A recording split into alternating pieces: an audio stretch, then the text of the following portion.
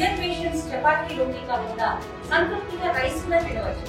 Doctor rice, sugar free rice, doctor rice, diabetic rice, sugar పెంచని బియ్యం, doctor rice.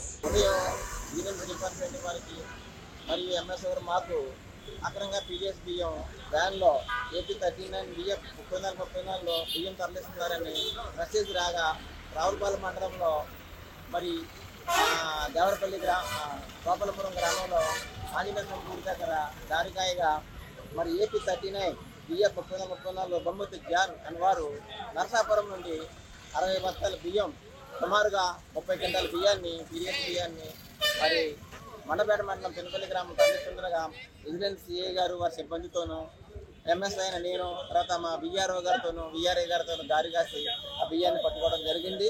మరి దాని భద్రత నిమిత్తం కూడా ఈరోజు సంబంధిత ఎమ్మెల్యేస్ పాయింట్కి అప్పగిస్తాము.